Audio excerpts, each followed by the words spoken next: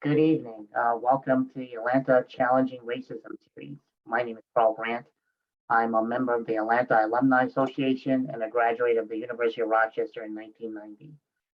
Myself, my colleagues Jerry Gardner and Kathy Waller started the Challenging Racism series after the George Floyd murders and the unrest in our country. We wanted a way to get people together, learn about the issues involving our country, and hopefully provide solutions. Part of our series is bringing up people from the Atlanta area who are working on issues involving racism, homelessness, housing, and poverty. It hopes of spurring us all to do more and to see what's going on in our community. Tonight, we have Jack Hardin. He's a corporate lawyer and founding partner of Rogers and Harding LLP, an Atlanta firm. He's also currently the chairman of the board of Invesco Mortgage Capital Incorporated, a real estate investment trust, or known as a REIT. He's also chairman of the Fulton County Board of Health and co-chair of the Regional Commission on Homelessness. He's also the president of Georgia Legal Services Foundation and chairman and founder of the Gateway LLC, a homeless service center here in Atlanta. He's also a member of the board of Grady Memorial Hospital Corporation and vice chairman of the board of Georgia Works Incorporated and vice chairman of Housing Tonight Incorporated, a nonprofit affordable housing provider. Gateway Center is a homeless service center designed to make homelessness rare and brief and non-recurring for individuals and families experiencing homelessness. Utilizing effective, reliable, and relevant solutions paired with our collective impact model, Gateway Center services as a primary starting point for individuals and families experiencing homelessness in Atlanta. Gateway Center provides access to critical services and housing for the most vulnerable people in our community, such as a coordinated entry, basic needs services such as showers, clothing, closet, etc., short-term residential housing, linkage to healthcare, either medical, behavioral, dental, and employment resources.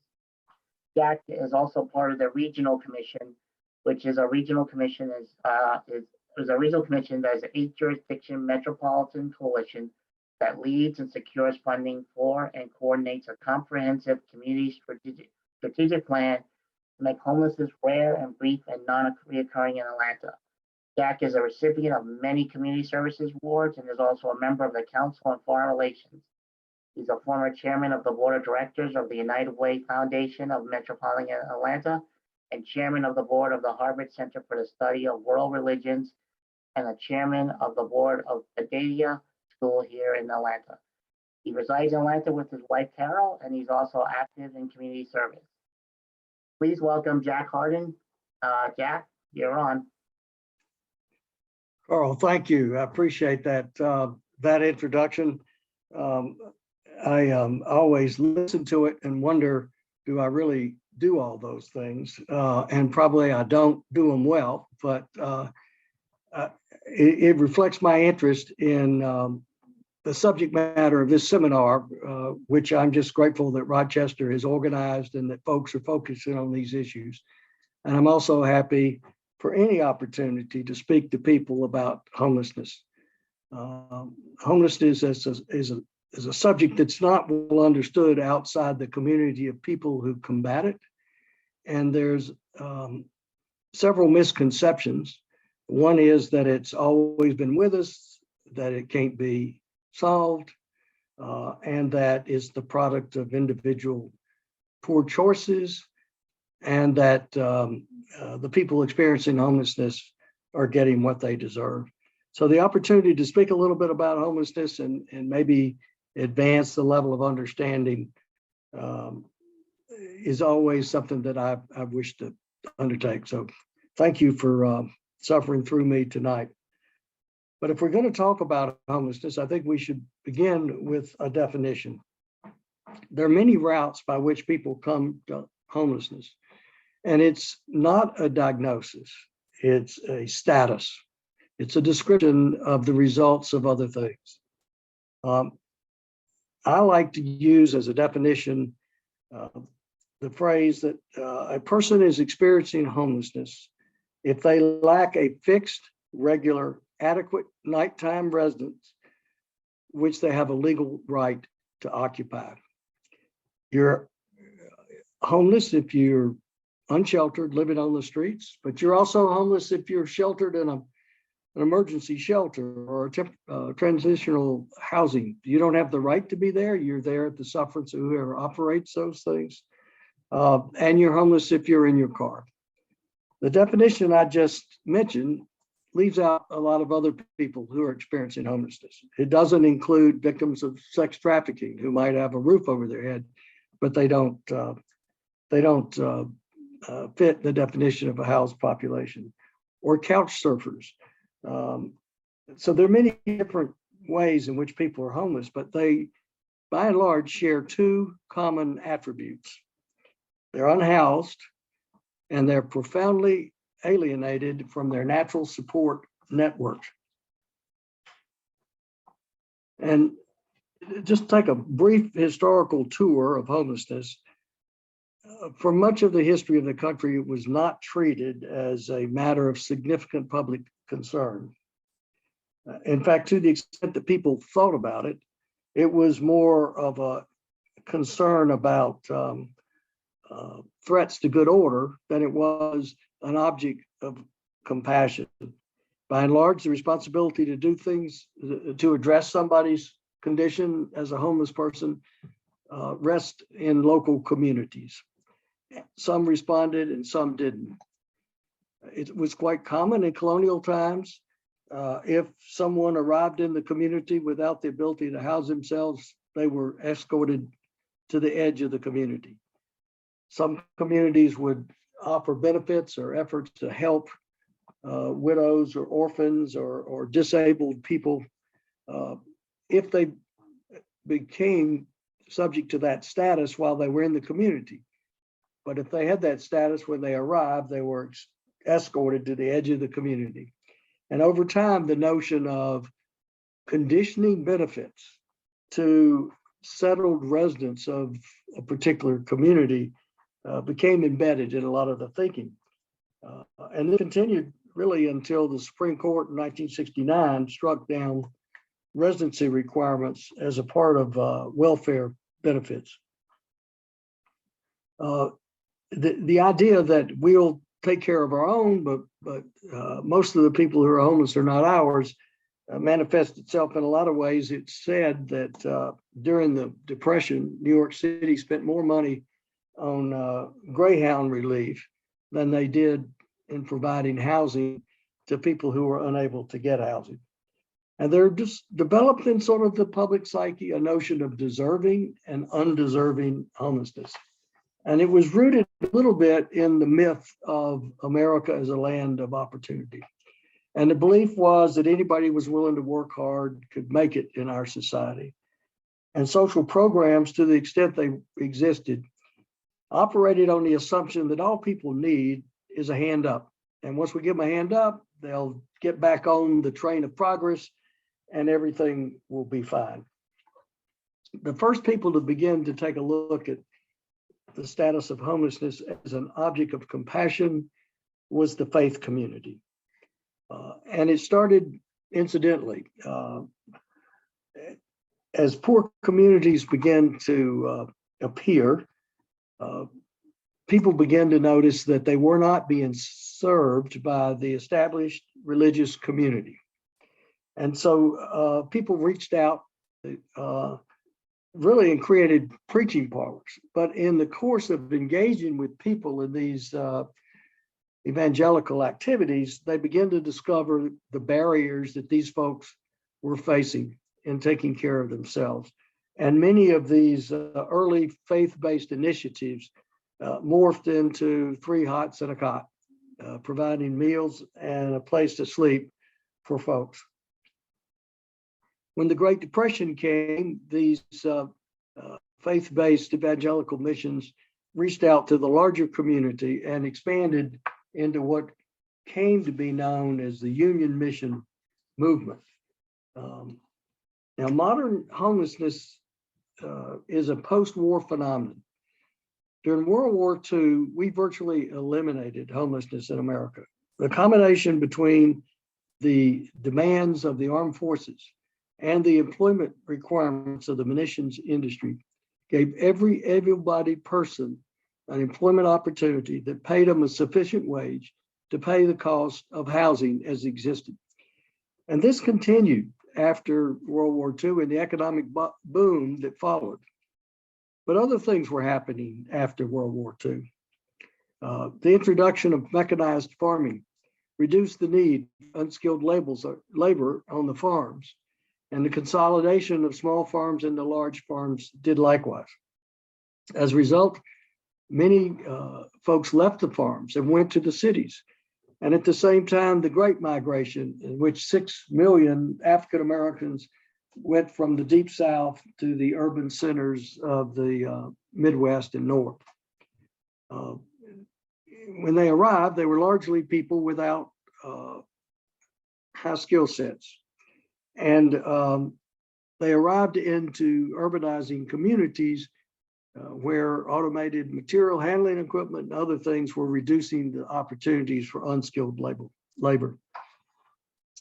So mechanization is one of the causes of modern homelessness, but also the destruction of housing, destruction of low-cost housing under the rubric of urban renewal. A third factor is decentralization of mental institutions. What I call the one flew over the cuckoo nest syndrome. People were rightly concerned about the warehousing nature of the way we were addressing mental health in state institutions. And there was a widespread clamor to close those institutions, but not accompanied by a commitment to build community-based treatment substitutes for caring for those folks. And not unsurprisingly, a significant number of the people who were deprived of the state institutions didn't have the coping skills to provide for themselves. And the fourth cause of modern homelessness, I call the Pablo Escobar phenomenon. This enterprising but sinister Colombian figured out how to sell addictive substances at retail prices on the streets of America in the early 80s, and the great drug scourge began. So by the late 70s and 80s, social scientists began to see homelessness as a persistent social problem. And if you look at the founding dates of many of the national advocacy organizations attempting to alleviate homelessness, late 70s and early 80s is when many of them arose, because that's when the community at large was beginning to recognize the persistency of this problem and some of the causes of it coming from the lack of affordable housing, lack of employment opportunities that match the skill sets of the individuals, mental disabilities, and substance use disorders.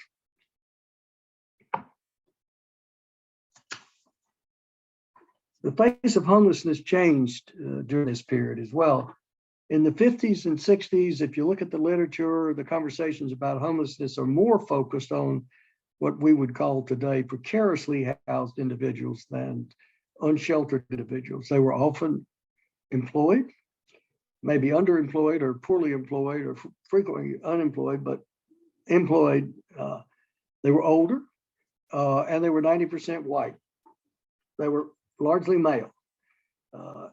In some studies in Chicago, in 1964, 5% of the homeless population was estimated to be female, and in 1985, 25%.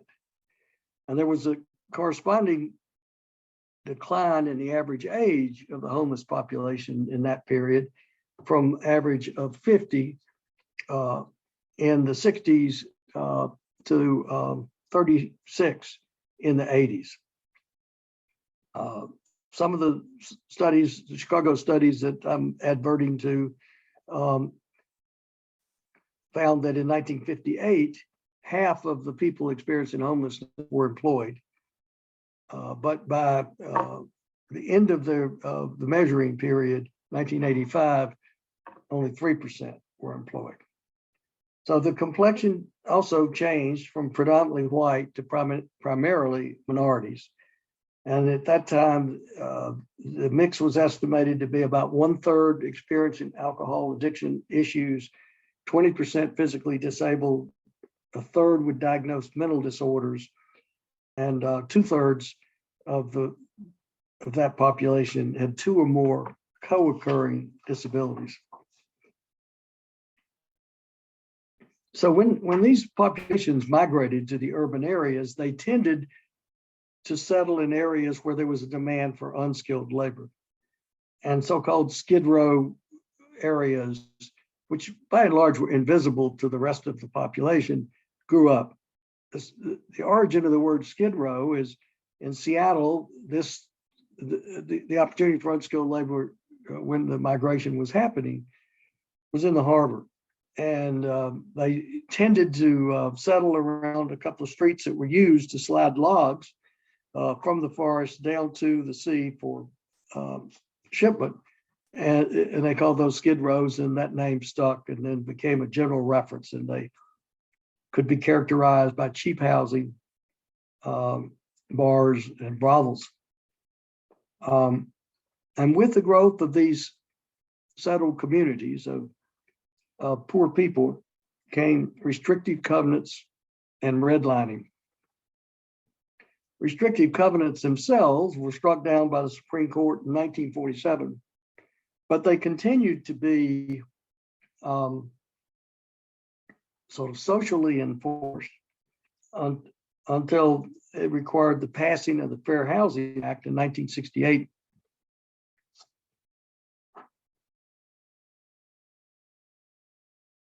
As the material automation began to reduce the demand for unskilled labor in these areas, in the urban areas, the demand for labor moved away from those areas. At the same time, urban growth bumped into these areas, and to some of the citizens of these communities, the blight of the physical landscape, together with the appearance of the inhabitants there, frankly, inspired efforts to renew the areas. And that was the origin of the urban renewal movement that we saw.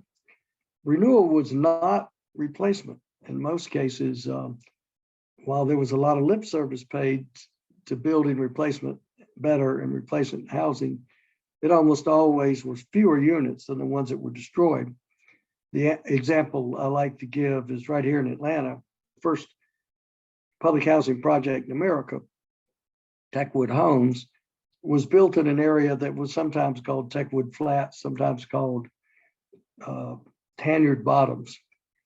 There were 6,000 homes there. They were shanties.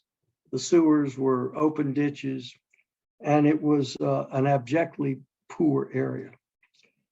There was a fellow in Atlanta by the name of Charles Palmer, served with Franklin Roosevelt in the Navy in World War I, visited Naples after the war and saw him building public housing, and came back and started lobbying Roosevelt. When Roosevelt was elected president, he reached out to Palmer and said, "You're going to build the first public housing." And so Palmer did it in his own backyard. But they destroyed 6,000 homes and built 1,600 nice homes. But that displaced an awful lot of people. That resulted in a overall significant shrinkage in our affordable housing. So much so that according to the website of the National Low Income Housing Coalition, there's not a single state in the country where a household supported by a full-time worker at minimum wage can afford a 2-bedroom apartment.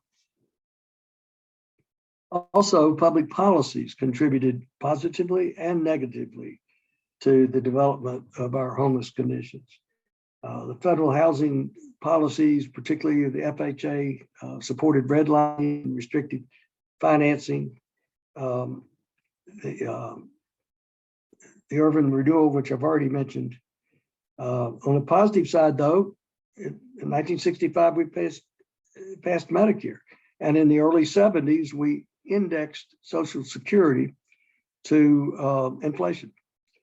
And I would assert that that indexing of Social Security was perhaps the most successful social program we've ever had.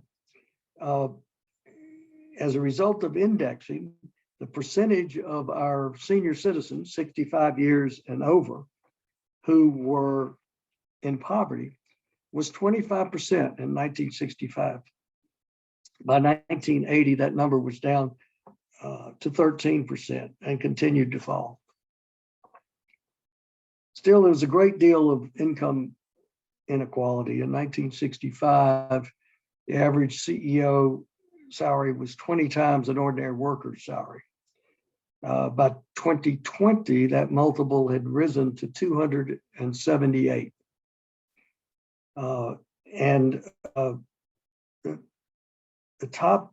The percentage of total U.S. income earned by the top 1% doubled from 7.3% in 1979 to 13.2% in 2019.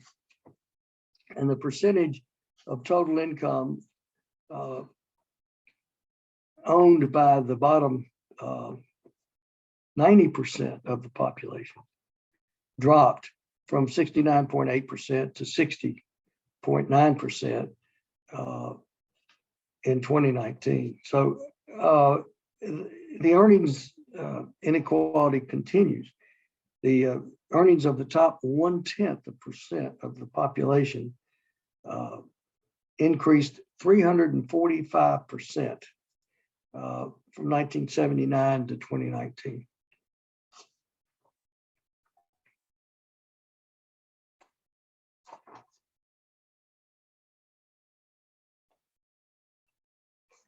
So when we began to recognize the modern homelessness, as I'd say, we first approached it with this notion that we just need to give somebody a hand up. But over time, we realized that our social policies weren't working. Originally, people started offering shelter, but they put conditions on it. You must be sober, you can't be pregnant, you got to have a GED or a high school diploma, you have to be adult, you can't be a child. We can only take men, or we can only take women.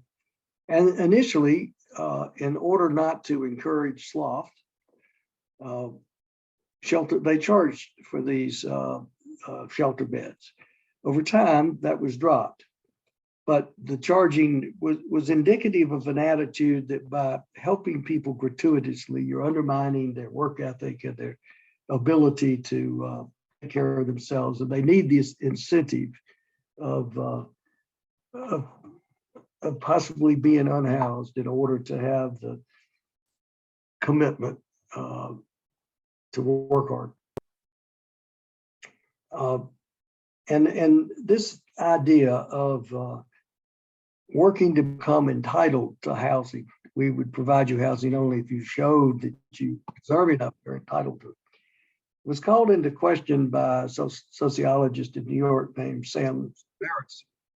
And out of his studies and conversations came a strategy called Housing First, because we began to realize that most of the people experiencing homelessness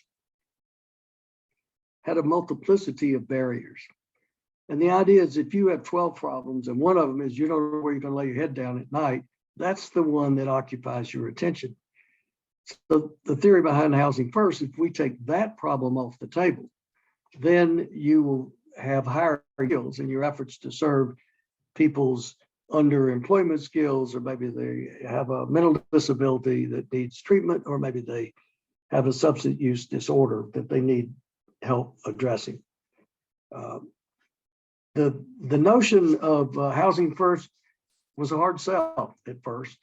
You mean I can put somebody up in an apartment and they can use drugs? Yes. But over time, there have been a number of studies, many of them by the CDC, that have demonstrated that it was both the most effective in terms of percentage results and also cost-effective methods to address homelessness. Now, Atlanta's history is very similar to the national history. We were slow to recognize the new homelessness. and many of the agencies that have been formed in our community to address these deficits had founding dates in the late 70s and early 80s. The Atlanta Community Food Bank, which was one of the first food banks in the country, was started in 1979 by Bill Bowling, growing out of a sandwich serving kitchen, if you will, at St. Luke's Church. The first night shelter in Atlanta was provided by Clifton Presbyterian Church in 1979. The Open Door Community, which was founded on sort of a Catholic worker philosophy, opened in 1981. What called a community coalition called the Task Force for the Homeless was formed in 1982. I think I may ask Summer if she will put up the slide number 1 that just shows a little bit about what sort of results we've been able to achieve in our efforts in Atlanta. So every year, every odd numbered year, the federal government requires communities to do a count, and they call it the point in time count. And we actually do an inventory of all the shelters are on a homeless management information system, so you can do a inventory of the number of beds that they have filled on any given night. And then we collect 300 or 400 volunteers, and we actually go out and count unsheltered. We go to the places where we suspect that homeless people can be found, and then follow that up with interviews subsequently. And the graph that you see there shows the results of the counts since 2015. Carl mentioned the Regional Commission on Homelessness, which I lead. We were formed in 2002. And the counts that we were hearing at that time were 12,000. So we've reduced the total number of people in our community who are experiencing homelessness quite significantly. And the reduction from 2015 to 2020 is quite significant. Now, we didn't do a count in 2021. We did an inventory that we could take off the HMIS system, but we didn't go out and do the unsheltered count because of the pandemic. We did do an unsheltered count last month, and we're still compiling the results of that. And the preliminary is that it's going to show further progress. Although I must tell you, at times, I don't feel like that when I drive the streets of Atlanta and see the tents and so forth. But the numbers appear to be coming down. And how have we been able to achieve this when other communities, such as New York and Los Angeles and Seattle and San Francisco, have experienced significant increases? Because we're using the same strategies that these other communities use. The gold standard is to provide permanent supportive housing to people who have continuing barriers like severe and persistent mental disabilities or physical disabilities. For the working poor, to use rapid rehousing, which are time-limited partial rent supports coupled with casework, which helps people get reestablished, refund their reserves. We go out to the unsheltered with outreach workers and offer them bridge housing. One of the things we learned during the pandemic is you offer somebody a hotel room, they're much more likely to say yes than if you offer them a bed in a shelter. So we've rented hotels, and we call those bridge housing. Ask a person if they want to start their journey to end homelessness. We'll move them into the hotel and start the process of finding them a permanent facility. They're usually in the hotel 30 to 60 days. And from November of 20, what would that be? November of 20 through May of 21, we housed 800 households off the streets using that strategy. So we also instituted a strategy called coordinated intake and assessment. And that basically is an interview of every person who presents to the homeless continuum of care, the product of which is a vulnerability index. And the higher your vulnerability index, the higher your priority for housing. That's allowed us to coordinate and direct our efforts. Now, what do we find when we look behind these numbers? We find in a community where in the city of Atlanta, African Americans are approximately half the population. They're 90% of the people experiencing homelessness. They're also 90% in the metropolitan area, when they're only about 30% of the total population. So they're way overrepresented. And if you look into the causes of their homelessness, you'll find poor access to health care. Your health is a determinant of your housing. Your housing is a determinant of your health care. Poor access to educational opportunities. Just a footnote on that, back in the early 70s, America was the envy of the world in its secondary education program. Our students tested among the best in the world. There's been a steady erosion over the last 4 decades. And today we barely rank in the middle of the industrialized world as a result of significant underinvestments in public education. And that lack of access to quality education has disproportionately impacted underserved communities, particularly the African American and Native American communities. So the income inequality, substance use disorders, the presence of the legacy of redlining and restrictive covenants, all of these have had a significant impact on disproportionate impact on minority communities. And I must say that because homelessness is disproportionately minority communities, I think it's a subtle reason for why we've underinvested in the programs that are necessary to combat it. Now, you see that chart. So the chart tells you that you can end homelessness. Anything you can reduce by 50%, you should be able to eliminate.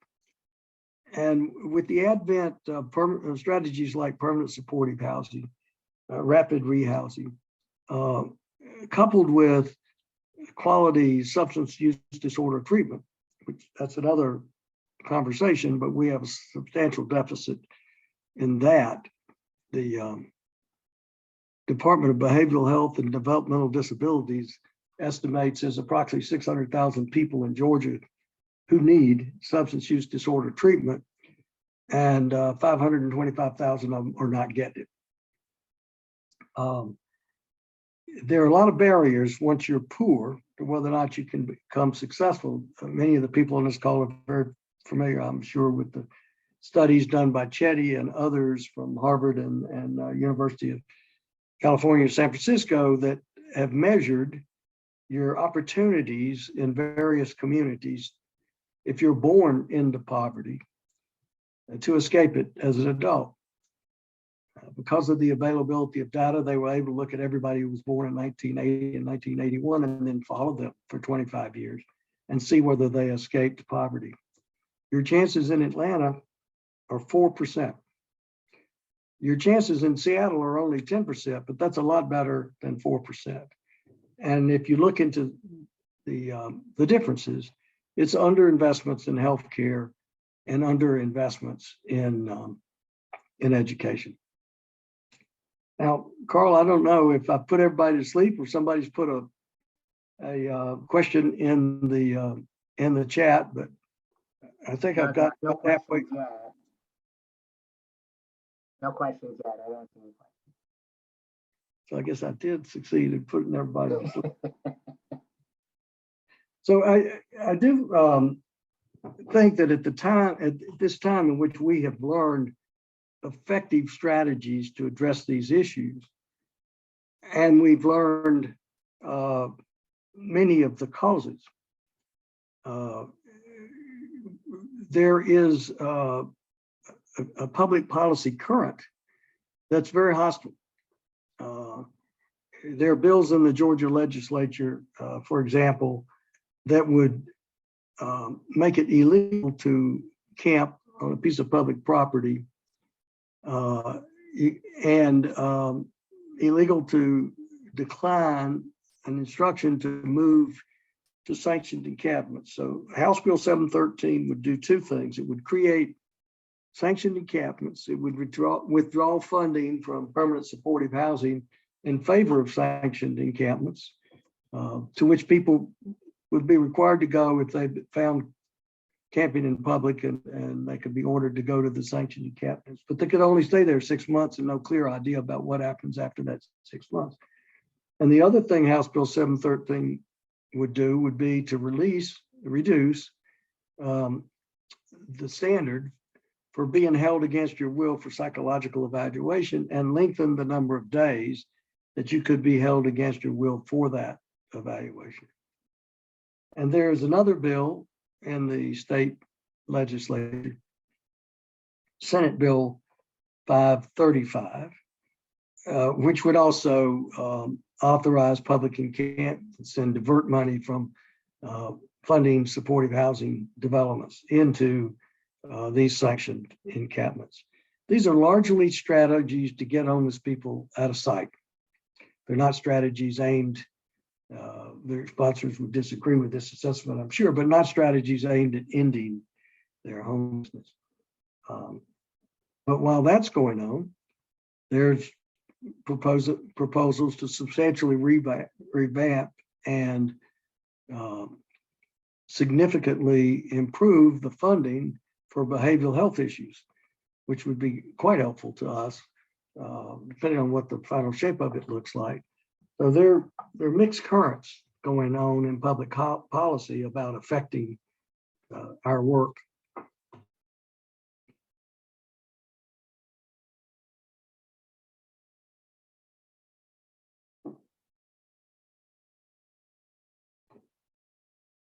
Summer, if you would put up, I guess it's slide 5. I'll spend a few minutes telling people what we did in Atlanta to address the pandemic. Not that one, the next one. Thank you. So Atlanta actually acquitted itself reasonably well in the pandemic. In the early days, in March of 2020, the community came together. And when I say the community, I mean the funding community, the city, the state, and the provider community, to develop a comprehensive strategy to address the impact of the pandemic on homeless people.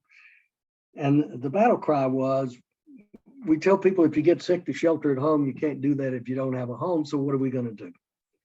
Well, what we did was we rented a hotel, and in partnership with the Department of Public Health and with Mercy Care and Gateway, turned it into a isolation hotel. So if you were homeless and tested positive, you would go to this hotel. And with Grady, we provided for safe and secure sanitary transportation to get them there. And then they served out the course of their disease there. Because a lot of places that normally serve homeless, shelters, some shelters closed, some closed their doors to new admittees in order to protect against virus transmission to the people who were already there. Churches closed and retail businesses shut down. A lot of the options available for people experiencing homelessness shrunk. And we saw a huge upsurge in people seeking to shelter in public infrastructure, and like the airport and MARTA. So we rented another hotel, and if you tested negatively, we would make that hotel available to you. And we partnered with Proof of the Pudding and World Central Kitchen to provide the feeding there. and it was all knock and drop. So it was packaged meals. And what we learned from the Healthy Homes Hotel is that we could get people to agree to come off the street if we offered them a hotel room, but they wouldn't agree to come off the street if we offered them shelter for various reasons. Some people had bad experiences. Some people were concerned about disease transmission. But for whatever reason, providing a bridge housing like that was more attractive to the homeless population than the shelter. That led us to develop a strategy that we called LIFT, that I briefly adverted to a few minutes ago, where we took people off the street, put them in the bridge housing, found them permanent housing, which some of them would be supported by vouchers if they qualified for vouchers, which would mean they had a permanent persistent mental disability, or we would use the rapid rehousing strategy. And we had a huge impact there. We also had a huge impact on reducing the transmission. We tested everybody who was in a homeless shelter late March, early April, and continued testing throughout the period. And then when the vaccines became available, we gave everybody vaccines in the shelters and went out on the streets and did our best to vaccinate as many people. The people experiencing homelessness in Atlanta never had a positive test rate as high as 3%. And for those who followed it, the general population's positive test rate at times got as high as high double digits, 19 or so, and never got down below 3.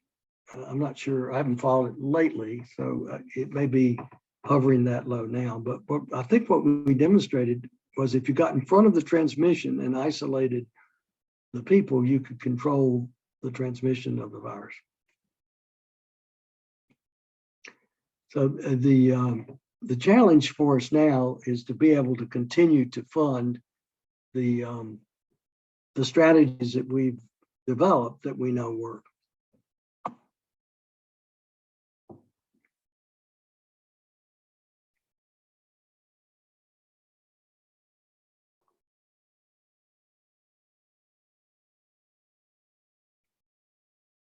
Thank you, Jack.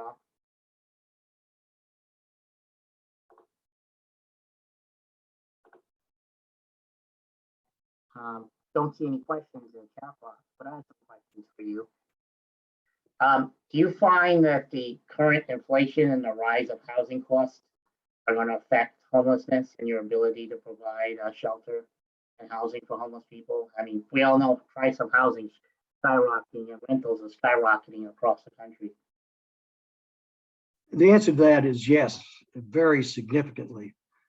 While we have strategies such as permanent supportive housing and rapid rehousing, we have to find the units to do it.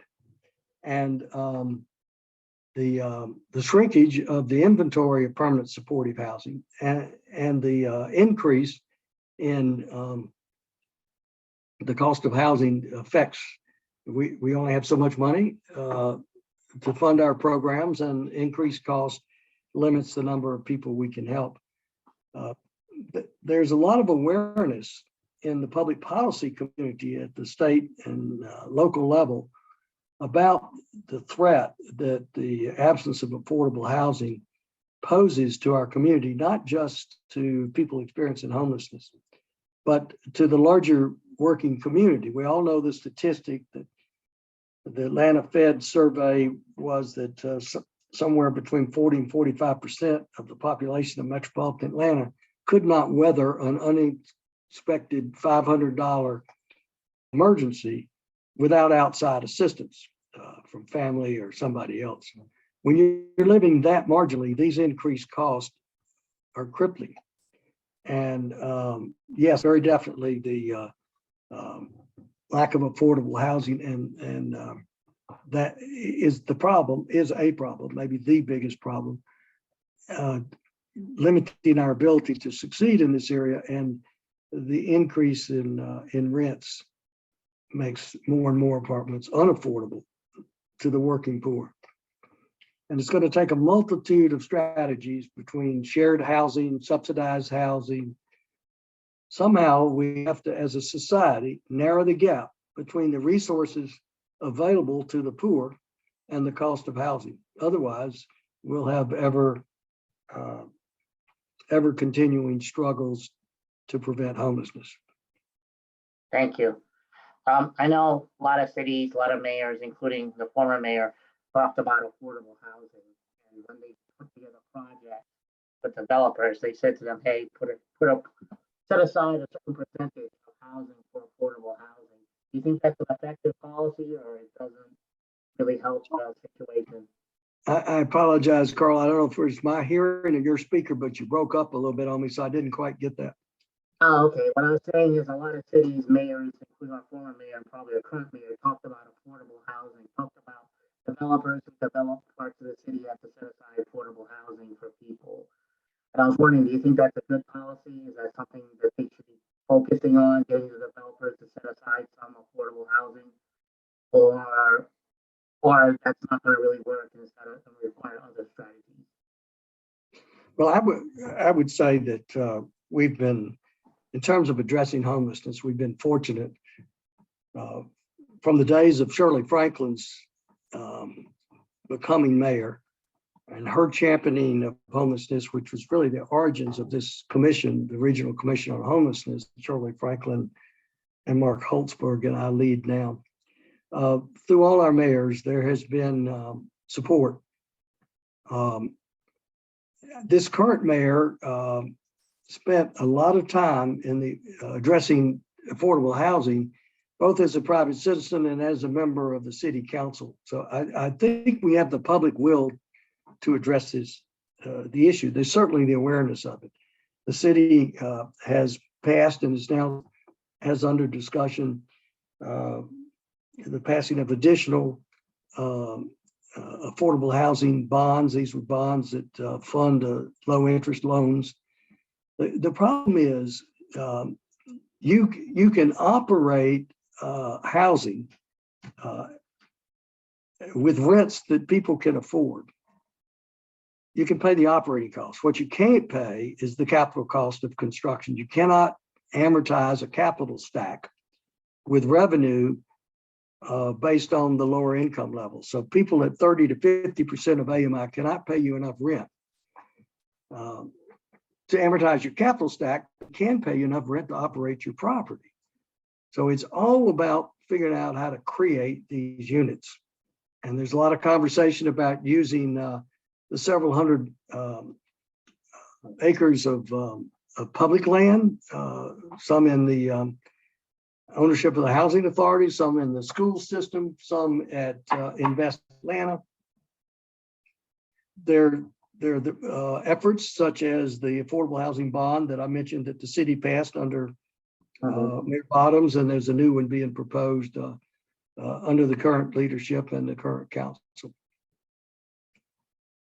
Kathy Waller, by the way, hello, Kathy, has a question in here, which is the right one, and the hardest one to answer. And what can the average person do? It depends on your level of commitment. First of all, supporting rational strategies to get the public sector involved in affordable housing construction. Opposing counterproductive legislation such as HB 713 and SB 535, which would essentially sweep the homeless population out of sight, but wouldn't end people's homelessness, nor would it solve the problem, because the problem would just come right back to you after they'd exhausted their time in these camps. So you can advocate for good policies, you can oppose bad policies. Of course, you can always contribute your resources in support of the hundreds of agencies out there that are working very hard, struggling for resources.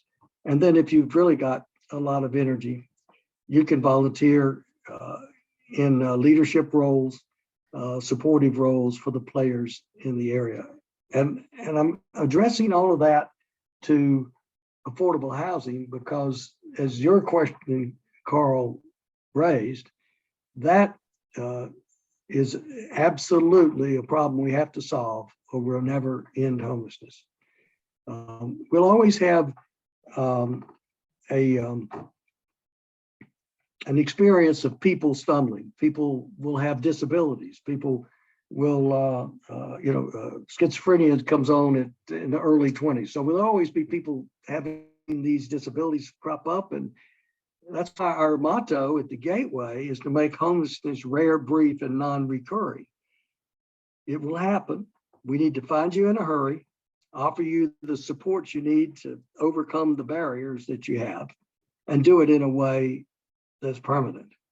So I guess, Kathy, the answer to your question is be concerned about public policy and resources. And if you have time to volunteer, there's plenty of agencies that could use the skill sets of the people who had the privilege of attending the University of Rochester. Here's another question, Jack. I think Kathy has another question. You see it?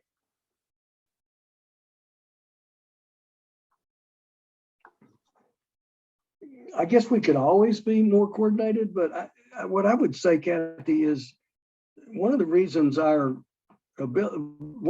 we have reduced our homeless counts in ways that other communities have not been able to is because we do have a fairly high level of coordination. We had a very disruptive period in the 90s where the provider community was divided between the strategy of combative engagement and collaborative coordination. And that process has largely dissipated. And now most folks are engaged in meaningful cooperation. Inside the city of Atlanta, Partners for Home, which is the leadership agency for the Atlanta Continuum of Care, has done absolutely terrific job over the last 8 years in adding a strategic sense, coordination, and leadership. We've been fortunate enough to find folks that will support our activity, our Home First initiative, $50 million, half private, half public. We're in the process of completing the construction of 550 supportive housing units as a part of a larger effort that's creating several thousand affordable homes. The need is great. But I think you have to have public policy, you have to have the private sector and the providers all on the same page. And because of your great new position, Kathy, with ACP, you're in a position to help us continue and enhance this coordination. So thank you for asking that, or for raising that question. I have one question, Jack. People have talked about basic income. A few countries are implementing it. Some, I think California and some counties are implementing it. Do you think basic income would help with the homeless situation if there's a set amount of income you get from the government? That way you could use it for housing, food, maybe get off the streets. Do you think that would help out if the United States or some cities impose legislated basic income? Again, I think I missed the thread of that. It's either my speaker or your microphone. I'm not sure which, but I'll say the question again. How do you feel about basic income? There's been talk about it in some states. I think some countries are talking about having a basic income for people, a certain amount of income, that way to prevent poverty and homelessness. Do you think that would help the situation? Oh, this idea of guaranteed minimum income has an interesting history in our country. Very few people realize that the House of Representatives of the U.S. Congress twice passed a guaranteed minimum income. And it was the Republican Party that was doing it, much influenced by the economic philosophy of Milton Friedman. And the Democrats made the enemy of the good, and the Democratic Senate killed it twice because they thought it needed to be a higher number. Now, you can't imagine today a Republican-controlled legislature passing a guaranteed minimum income. But the refundable tax credit that was part of ARPA reduced child poverty 50%. It's a clear demonstration of the efficacy of those policies. And there are other people experimenting with this. And I must say that fundamentally, a majority of our population doesn't trust the poor. They think if you make resources available to them, they won't spend it wisely. But that impression is disproved in one of several studies that experiments that people have done. There's an outfit out in Oklahoma City, I think it is, that gives charge cards to the poor, and they have a technology they can see how they spend it. And they spend it primarily on food, housing, and medicine, exactly what one would hope that a person would spend their money on. And this notion that it'll be squandered, again, it stems from a misunderstanding of the nature of people and their innate ability to make good decisions. So I don't think we're going to have guaranteed minimum income anytime soon, but I'm a big supporter of it. Thank you, Jack. Jerry Gardner has a question, and the question answer, I don't know if you see it. What can be done nationally to help local nonprofit organizations and housing issues?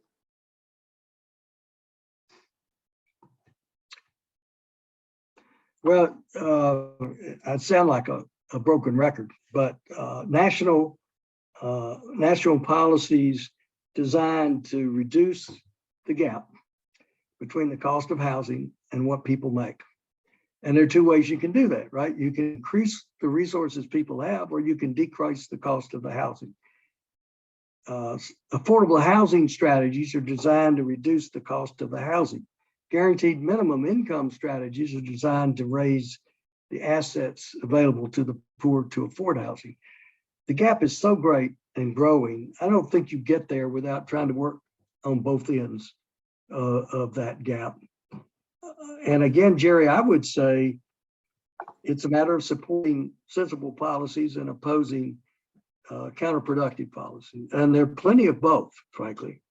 But right now, in this time where of rising inflation, divided government, and serious concerns about public debt, I'm not sure whether the political atmosphere is productive, supportive of where we need to go in that regard. Thank you, Jack. Well, almost out of time. I appreciate your time. Thank you so much for enlightening us and giving us some food for thought. We all appreciate it. Hopefully some people will take something away from this, oppose some of the bad legislation, push some of the good legislation, help organizations like you. I thank everyone that was on. I also thank Kathy Waller and Jerry Gardner for helping me putting this together, all three of us, I should say. I look forward to the next series. All right, thank you, Carl. I'm glad to do it, and I thank you again for people's interest in homelessness and your attention tonight. Thanks. Thank you. Good night, everyone.